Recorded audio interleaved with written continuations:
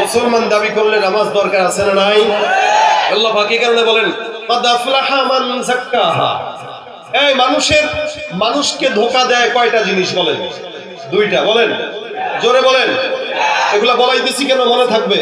তাহলে হা করে শুনবেন, বাসায় যাবেন, সকালবেলা হুজুর ফাটাই ফেলছেন। কি ফাটাইছে মনে নাই, এই জন্য তো নামাজ নেই। মনে থাকলে ঠিকই এগুলা মানতো, মনে থাকে না বলেই মানে না। মানুষকে ধোঁকা দেয় কয়টা জিনিস? দুইটা। একটা নফস, আরেকটা শয়তান। যেহেতু শয়তানকে আমি কন্ট্রোল করতে পারবো না, নফসকে আমি কন্ট্রোল করতে পারবো, যার কারণে আল্লাহ বলছেন ক্বাদ আফলাহা মান যাক্কাহা। আল্লাহ বলেন তারা সফল হয়ে গেছে যারা তাদের নফসকে পবিত্র করেছে। সুবহানাল্লাহ। দেখেন উদাহরণটা এরকম, আপনি ব্যবসায় একটা জিনিস ফলো করবেন, ফলো করার পরে আপনি এটাতে সফল হয়েছেন। আপনার উদাহরণ দিয়ে একজন আরেকজনকে বলতেছে, এই জানো তুমি তো এই ব্যবসা নতুন শুরু করছো, অমুকে এই ব্যবসাটা করতো, আগে একটা দোকান ছিল এখন 10টা দোকান মার্কেটে। সে কি পন্থা অবলম্বন করছে জানো? বলে কি এই পন্থা। সুতরাং সে এই পন্থা অবলম্বন করার কারণে সে ব্যবসায় সফল হয়ে গেছে। তো তার মানে তুমিও যদি করো তুমিও সফল হবে। আল্লাহ পাক বলেন যারা নফসকে পবিত্র করেছে তারা সফল হয়ে গেছে। আফলাহা মান যাক্কাহা। এখানে কথা হলো দুইটা, ওয়াকাদ খাবা মান দাসাহা। প্রথম আয়াতে আল্লাহ পাক রব্বুল আলামিন বলেন ক্বাদ আফলাহা মান যাক্কাহা। কোন বান্দা যখন তার অন্তরকে পরিচ্ছন্ন করে তাজকিয়াতুন নফস করে, তাজকিয়াতুন নফস করার জন্য বান্দাকে মসজিদে যাওয়া লাগে, মজলিসে যাওয়া লাগে, উলামায়ে কেরামদের মজলিসে, দাওয়াত ও তাবলীগের মেহনতে, জিকিরের মজলিসে গেলে তাজকিয়াতুন নফস হয়। আল্লাহ পাক রব্বুল আলামিন বলেন ক্বাদ আফলাহা মান যাক্কাহা। কোন বান্দা যখন তার নফসকে পবিত্র করবে আল্লাহ পাক রব্বুল আলামিন ওই বান্দাকে দুনিয়াতেও সফলতা দান করে দিবেন। ওয়াকাদ খাবা মান দাসাহা। কোন বান্দা যখন তার অন্তরকে কলুষিত করবে আল্লাহ পাক রব্বুল আলামিন ওই বান্দাকে ধ্বংস করে দিবে। অর্থাৎ নফস যার কলুষিত হয় ওই বান্দাকে আল্লাহ পাক ধ্বংস করেন, নফস যার পবিত্র হয় ওই বান্দাকে আল্লাহ পাক রব্বুল আলামিন সফলতা দান করেন। সুবহানাল্লাহ। ভাইরা আমার, আল্লাহ পাক রব্বুল আলামিনের হাবিব বলেন এই কারণে ছোট থেকে ছোট গুনাহ থেকে বাঁচো। ইয়াকুমুল মুহাররাকাত। রাসূল করিম সাল্লাল্লাহু আলাইহি ওয়াসাল্লাম বলেন বান্দারা তোমরা যারা দুনিয়ার জমিনে বসবাস করো, আল্লাহ পাক রব্বুল আলামিনের হাবিব বলেন দুনিয়ার জিন্দেগিতে যত ছোট ছোট গুনাহগুলো আছে এই গুনাহ থেকে নিজেদেরকে হেফাজত করো। মনে রাখবেন সারা রাত জেগে তাহাজ্জুদ পড়ার নাম বুজুর্গিরা, সারা দিন দান করার নাম বুজুর্গিরা, সারা দিন মাথায় পাগড়ি দেওয়ার নাম বুজুর্গিরা। সবচাইতে বড় বুজুর্গ সে যেই ব্যক্তিটা ছোট থেকে ছোট গুনাহ থেকে নিজেকে বাঁচায়। ছোট থেকে ছোট গুনাহ থেকে বেঁচে থাকেন, নামাজ বেশি দরকার নাই, 5 ওয়াক্ত নামাজ পড়বেন, হালাল খাবেন, হারাম থেকে বেঁচে থাকবেন, মাদক দ্রব্য থেকে নিজেকে বাঁচায় রাখবেন, সন্ত্রাস থেকে বাঁচায় রাখবেন, ঘুষ থেকে বাঁচায় রাখবেন, জেনা থেকে বাঁচায় রাখবেন। অর্থাৎ ছোট গুনাহকে কেমন বড় মনে করবেন? সাহাবা আজমাইনরা বলে আমরা ছোট থেকে ছোট গুনাহকে এমন বড় মনে করতাম যেন একটা পাহাড় নিচে আমরা বসা, আল্লাহ পাক এই পাহাড়টাকে ধসায় দিবে, আমরা পাহাড়টার নিচে পড়ে মারা যাব। একটা ছোট গুনাহকে আমরা পাহাড়ের সমান মনে করতাম। আর গুনাহগাররা রাসূল করিম সাল্লাল্লাহু আলাইহি ওয়াসাল্লাম বলেন গুনাহগার বান্দা একটা ছোট্ট গুনাহকে, একটা বড় গুনাহকে কতটুকু ছোট মনে করে দেখেন। একজন গুনাহগার বান্দা একটা গুনাহকে এত ছোট্ট মনে করে যে তার নাকের সামনে মাছি উড়লো, সে এটাকে একটা তালি দিয়ে উড়ায় দেয়। এই নাকের উপরে মাছি তাকে যত হালকা মনে হয় ওই বান্দাটা তার গুনাহটাকে তার চাইতে বেশি হালকা মনে করে। এ মুসলমান, এই কারণে রাসূল করিম সাল্লাল্লাহু আলাইহি ওয়াসাল্লাম বলেন তোমরা গুনাহ থেকে বেঁচে থাকো। ইয়াকুম ওয়াল মাসিয়া ফা ইন্না বিল মাসিয়াতি হালাসাতুল্লাহি আযজা ওয়া জাল। আল্লাহ পাক রব্বুল আলামিন গুনাহের কারণে বেশি বেশি রাগান্বিত হন। আর আল্লাহ পাক রাগান্বিত হলে কি করেন? মুসা পয়গম্বর আলাইহিস সালাতু ওয়াস সালাম আল্লাহর কাছে প্রশ্ন করেন, আল্লাহ আপনি রাগ করলে কি করেন? মুসা নবীর উম্মতকে ডাক দিয়ে বলে, হে পয়গম্বর মুসা, আল্লাহ পাক রব্বুল আলামিন যখন রাগ হবে বুঝবো কিভাবে? আল্লাহ নবী মুসা ডাক দিয়ে বলেন, কেমনে বুঝবা জানো? আল্লাহ যদি রাগ হয় আলামত শুনেন খেয়াল করে। আল্লাহ যদি রাগ হয় বুঝবেন কিভাবে? বাপ যদি রাগ হয় দেখবেন সন্তানের সঙ্গে কথা বলে না, মা যদি রাগ হয় দেখবেন সন্তান ডাক দিলেও মা ডাকে শোনা সাড়া দেয় না। সন্তান যদি রাগ হয় মা বাবার সঙ্গে সন্তান কথা বলতে চায় না। আল্লাহ পাক রব্বুল আলামিনের পয়গম্বর মুসা ডাক দিয়ে বলেন, আমার মালিক যদি রাগ হয় তাহলে আল্লাহ কি করে জানো? আল্লাহ পাক যখন কোনো ব্যক্তির উপরে, কোনো জাতির উপরে, কোনো দেশের উপরে রাগ করে, ওই জাতির জন্য যেটা যখন দরকার তখন সেটা আবার আল্লাহ পাক আসমান থেকে দেন না। বৃষ্টির সময় দেখেন না বৃষ্টি আসে না, অসময়ে বৃষ্টি এসে দেশের ভিতরে বন্যা ভরে যায়। যখন যেটা দরকার তখন সেটা না দেওয়া মানে আল্লাহ পাক রাগান্বিত হয়ে যাওয়া। সমাজের ভিতরে এখন এই জিনিসটা দরকার, সমাজের ভিতরে এখন ওই জিনিসটা দরকার, কিন্তু আল্লাহ পাক দেয় না। শীতের মাস চলে আসছে, এখনো তেমন ভাবে শীত আসে নাই। তার মানে বোঝা গেল যখন যেটা দরকার তখন সেটা না দেওয়া আমার আল্লাহ পাক রব্বুল আলামিনের রাগান্বিত হওয়ার কারণ। এটা মুসা পয়গম্বর বলেছেন। এই কারণে কি করবা? আল্লাহর রাগকে নিভায় দাও। কিভাবে আল্লাহ পাক রব্বুল আলামিনের রাগ নিভে যায়? আল্লাহ পাক রব্বুল আলামিনের হাবিব বলেন, যখন গুনাহ হয়ে যায় তখন সঙ্গে সঙ্গে আস্তাগফিরুল্লাহ পড়ে দাও। কারণ একজন ফেরেশতা বান্দার জন্য লেখার জন্য রেডি থাকে। আল্লাহ পাক বলেন, ওয়া ইন্না আলাইকুম লাহাফিজিন কিরামান কাতিবিন, তোমাদের জন্য আমি আল্লাহ পাক তোমাদের সবকিছু সংরক্ষণ করার জন্য ফেরেশতা দিয়ে রাখলাম। মানুষ মনে করে কিরামান কাতিবিন দুইটা ফেরেশতা, বলে না। কিরামান কাতিবিন মানে দুইজন সম্মানিত ফেরেশতা, অর্থাৎ একজন ডান পাশে আর একজন বাম পাশে। চুরি করেন টেবিলের নিচ দিয়ে, ঘুষ খান টেবিলের নিচ দিয়ে, সুদ খান, যাই করেন না কেন সমস্ত কিছু দুনিয়ার কোন ক্যামেরায় না থাকলেও আমার মাওলার ক্যামেরায় আছে না নাই? আল্লাহ পাক রব্বুল আলামিন বলেন, ইয়ালামুনা মা তাফআলুন, তোমরা কি করবা? সমুদ্রের তলদেশে যাও। ওই জায়গায় যাওয়ার পর যতই গুনাহ করো না কেন, আসমানের উপরে যদি কোনো গুনাহ করো, জমিনের নিচে দেবেও যদি কোনো গুনাহ করো, দুনিয়ার কেউ না দেখলেও দেখেন কে? বলেন তো কে? মুসলমান, আমার রব্বুল আলামিন বান্দা কোন জায়গায় কি অবস্থায় থাকে কোন জিনিস আল্লাহ পাকের নজরের বাইরে হয়। অর্থাৎ আপনি যেখানে যান না কেন, ফাইনামা তুওয়াল্লু ফাতাম্মা ওয়াজহুল্লাহ, আল্লাহ পাক রব্বুল আলামিনের দিকেই কিন্তু মুখ ঘুরানো লাগে। দুনিয়ার সিসি ক্যামেরা দেখার কারণে চোর যখন চুরি করতে যেও চুরি বন্ধ করে দেয়। আল্লাহ পাক রব্বুল আলামিনের সিসি ক্যামেরা বান্দার প্রত্যেকটা বসনে বসনে লাগানো আছে। যার কারণে আল্লাহ বলেন, কি করবা, কোন জায়গায় যাবা? এমন জায়গায় যাও। এক আল্লাহ ওয়ালা বুজুর্গের কাছে এক বান্দা এসে ডাকতে বলেন, হুজুর আমার তো গুনাহ করতে মন চায়, কি করব? হাসান বসরি রাহমাতুল্লাহ আলাইহি বলেন, গুনাহ যদি করতে মন চায় কি করবা? এমন কয়েকটা জায়গায় যে গুনাহ করো, যেই জায়গায় গেলে তোমার গুনাহ জায়েজ হয়ে যাবে, গুনাহ নাই, এমন জায়গায় যায় গুনাহ করবা। যদি গুনাহ করতে মন চায় তিনটা জায়গায় যায় তারপরে গুনাহ করো।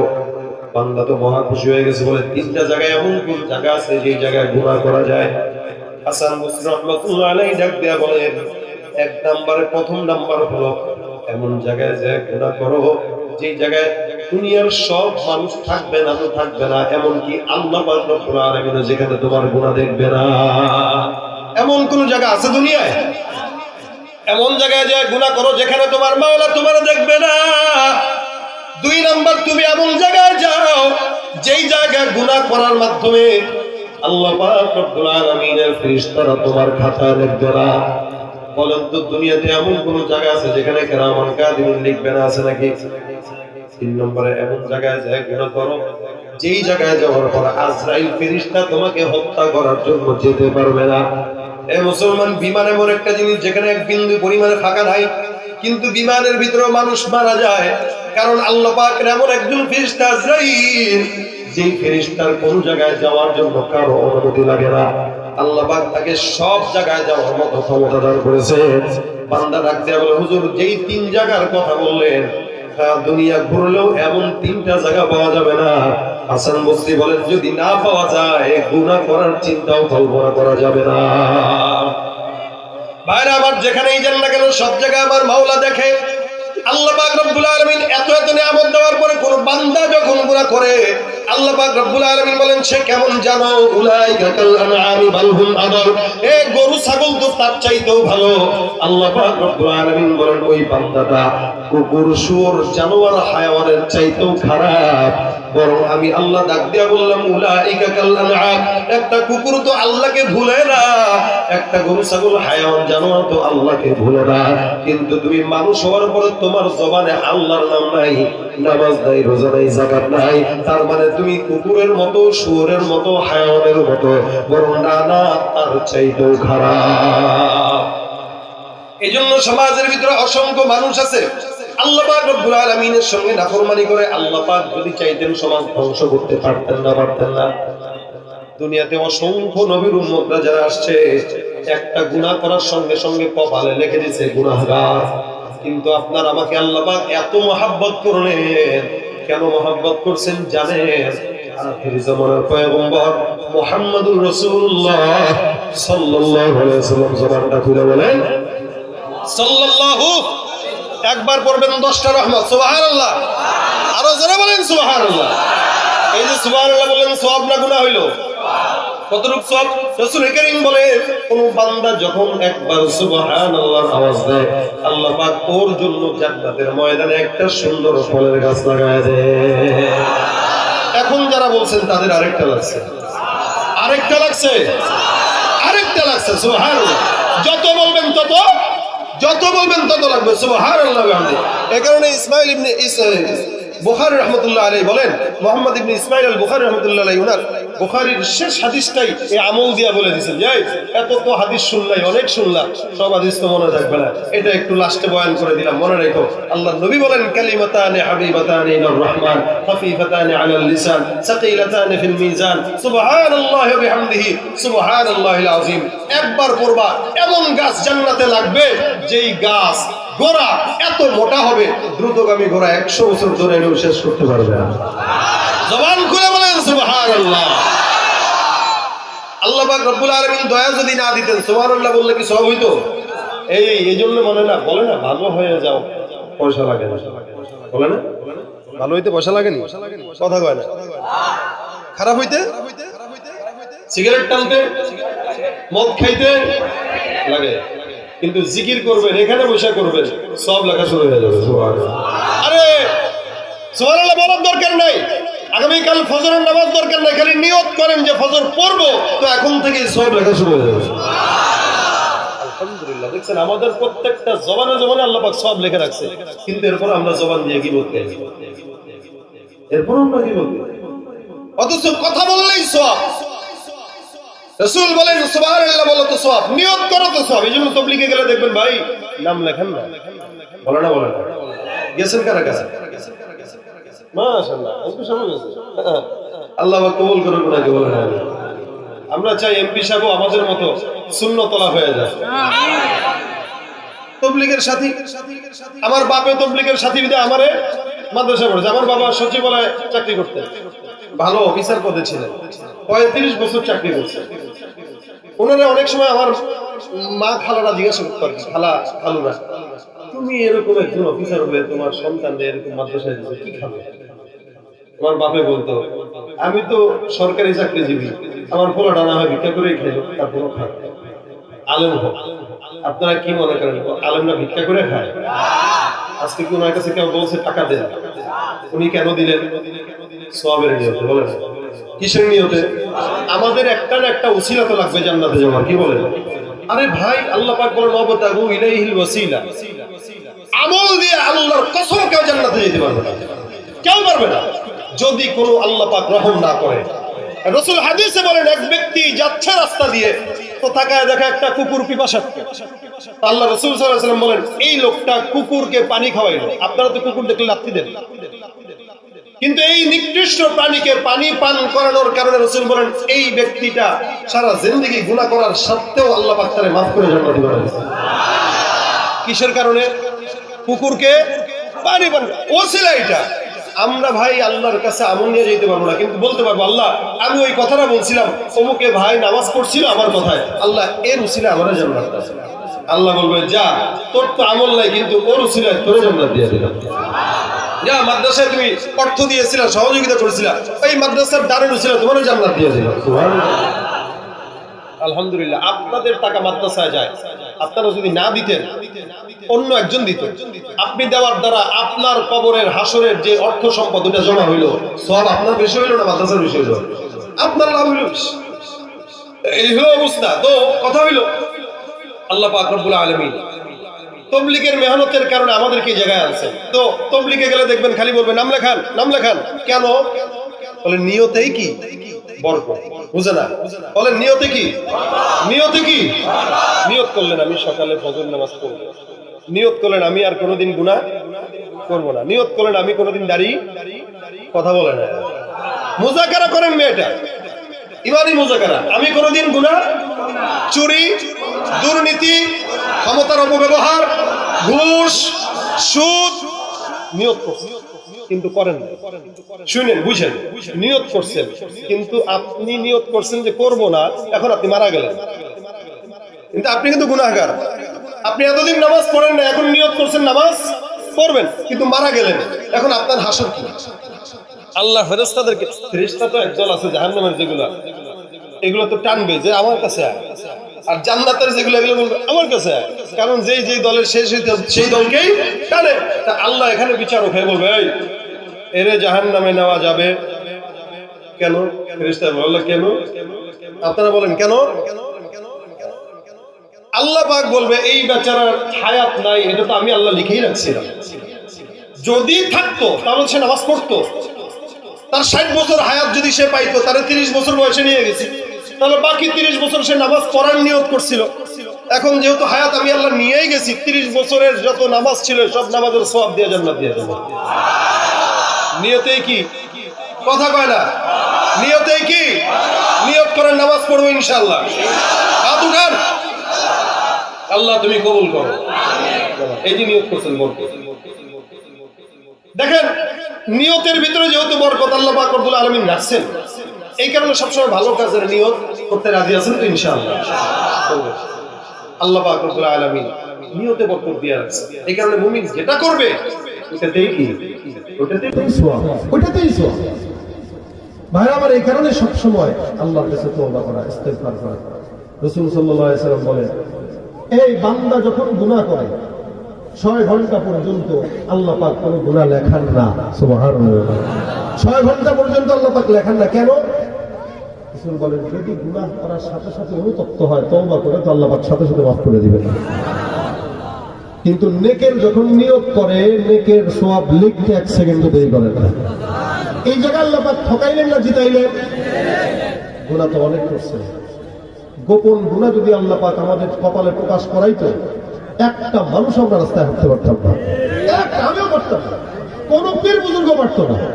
কিন্তু আল্লাহ পাক রব্বুল আলামিন বান্দার গুনাহ গোপন রাখছেন, অথচ অন্য নবীর উম্মতদেরকে আল্লাহ গুনাহ করার সাথে সাথে ধ্বংস করে দিয়েছে। একজনের কারণে গোটা জাতিকে ধ্বংস করছে, একজনের কারণে গোটা উম্মতকে ধ্বংস করছে। কিন্তু রাসূল বলেছেন আল্লাহ আমি তো মরে যাব, আমি তো চলে যাব, কিন্তু আমার উম্মতের কি হবে? সুবহানাল্লাহ। নবী দেখছেন 1400 বছর পরে উম্মত আসবে, 1400 বছর আগে উনি চলে গেছেন, কিন্তু উম্মতের ফিকির উনার মাথায়।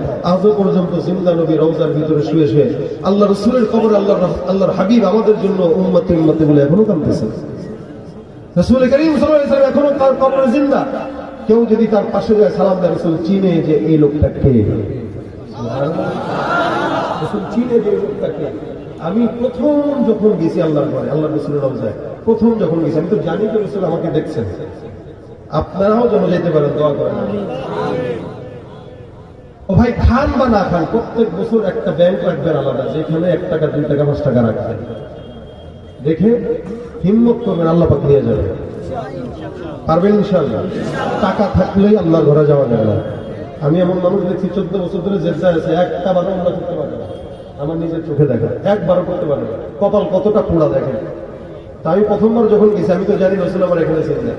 আমি দাঁড়ায় দাঁড়ায় একদম গম্বুজের সামনে বাইরের গেটের এখানে আমি দাঁড়ায় দাঁড়ায় মনে মনে বলি আর হাসি যে মানুষ আমার পাগল বলে কিনা। কিন্তু ওই জায়গায় গেলে আসলে পাগলই হওয়া লাগে, কারণ এটা পাগলামির জায়গা, এছাড়াও কিছু না। আমি রাসূলকে বলতেছি, রাসূল এই যে আমি সাইদ আহমদ আসছি আপনার কাছে, কত নাত মানুষকে শোনাইছি, কত নাত মানুষ শুনে আমাদের ইউটিউবে ফেসবুকে, কত গজল মানুষ শুনে, সারা দুনিয়ার মানুষ শুনে এলাম, আপনারা আমার শোনানোর খুব ইচ্ছা। আমি একটা আপনার নাচ শোনাবো। রওজার সামনে দাঁড়া যারা মনে মনে একটু আস্তে আস্তে আওয়াজ দিয়া নাতে রাসূল গেছে। আমার মনের আশা হইল আমি আমার রাসূলকে নাত আমার এই কণ্ঠ দিয়ে শুনাইতে পারছি, আলহামদুলিল্লাহ। এটা দিনের তামান্না রাসূল শুনে, কারণ আল্লাহ রাসূলের মহব্বত এটা ঈমানের আলামত। এই রাসূল বলেছেন, আল্লাহ আমি চলে যাব তো উম্মতের কি হবে, ধ্বংস করে দিবেন? এরা তো গুনাহগার, রাস্তায় নামবে নারীর ফিতনা, রাস্তায় নামবে অমুকের ফিতনা, ফিতনা ভরা এই সময় ওই সময় এত গুনাহের পরে আমার উম্মতদেরকে আপনি ধ্বংস করবেন? কথা দেন, তারপরে আমি আপনার কাছে আসবো। আল্লাহ পাক এমন কোন নবী নাই যে নবীর কাছে অর্ডার চেয়েছে, কিন্তু রাসূল করিম সাল্লাল্লাহু আলাইহি ওয়াসাল্লামকে আল্লাহ পাক দিয়ে দিয়েছেন, কি বলে এটাকে, ইখতিয়ার দিয়ে দিয়েছেন যে আপনি থাকবেন না আসবেন। রাসূল বলেছেন, আল্লাহুম্মা রাফিকাল আ'লা, আমি আপনার সাক্ষাৎ চাই, তবে কিছু শর্ত আছে। শর্তের ভিতরে এই একটা শর্ত, আল্লাহ আপনি আমাকে কথা দেন আমার উম্মতদেরকে কখনো গুনাহের কারণে ধ্বংস করবেন না। সুবহানাল্লাহ। আল্লাহ পাক ডাক দেয়া বলেন, লা আতরুকু উম্মাতাকা ফারদা, রাসূল আপনার চিন্তার কারণ নাই, আপনার উম্মতকে আমি কখনো একা ছাড়বো না, একা ছাড়বো না। এরা যতই গুনাহ করুক না কেন, এদেরকে আমি আল্লাহ পাক রহমতের চাদরে ঢেকে জান্নাত পর্যন্ত নিয়ে যাওয়ার দায়িত্ব আমি আল্লাহর হাতে নিয়ে নিলাম। সুবহানাল্লাহ। তুমি মিটাও সকল চাওয়া, দুদিন আগে পরে তোমার কাছেই সকল পাওয়া, সবই তোমার পরে, তোমার পথে চললে সবাই আসবে যে সুদিন, তোমার দয়ায় পূর্ণ আমার সারা নিশিদিন।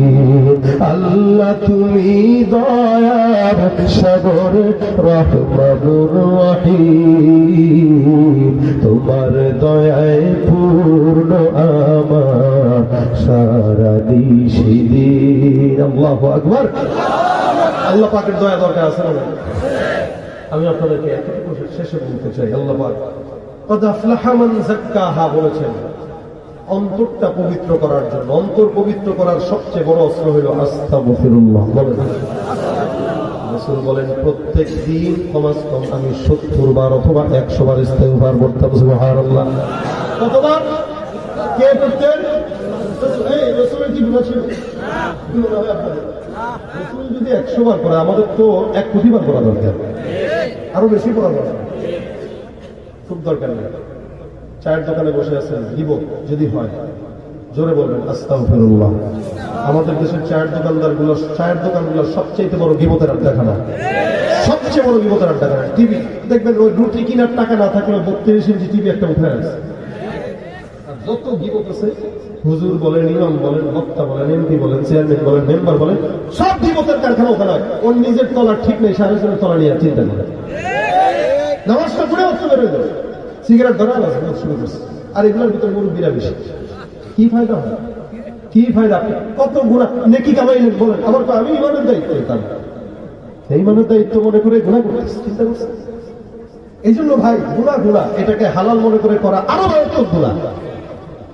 আপনি যদি বলেন তার ভিতরে আছে, আমি বলছি সত্য কথা না, এটাই দিব। যেটা দোষ আরেকজনের ভিতরে থাকবে ওটা চর্চা করাই দিব। দোষ না হলে তো এটা অপবাদ। এখানে চায়ের দোকানে বসে আপনার সামনে কেউ গীবত করবে, বলবেন আস্তাগফিরুল্লাহ। ভাই ইস্তেগফার কর, তুই গুনাহ করতেছিস। বলে কেন করে? কিসের? সে তো করে, তো করলে তার হিসাব সে দিবে, তোমার হিসাব তুমি দাও। কি ঠিক না? এখান থেকে আজকের মাহফিলে আগামীকাল মনে থাকবে না জানি কি বয়ান করছি, কি বয়ান শুনছেন আপনারা। একটা জিনিস মনে রাখতে পারবেন, ছোট্ট, যখনই সময় হয় বিবিদেরকে বলবেন, আপনারা করবেন, বাচ্চারা করবে, ছাত্ররা করবে, এমপি মন্ত্রী করবে, চেয়ারম্যান করবে, সব বান্দারা করবে। জবানে যখন সময় হবে আস্তাগফিরুল্লাহ, আস্তাগফিরুল্লাহ, আস্তাগফিরুল্লাহ, যখন সময়। ইস্তেগফার এমন একটা জিনিস, প্রত্যেকটা জিনিসকে ইস্তেগফার শক্ত করে দেয়। ব্যবসায় বরকত নাই, দোকানে বসে ইস্তেগফার করেন, বরকত হয়ে যাবে।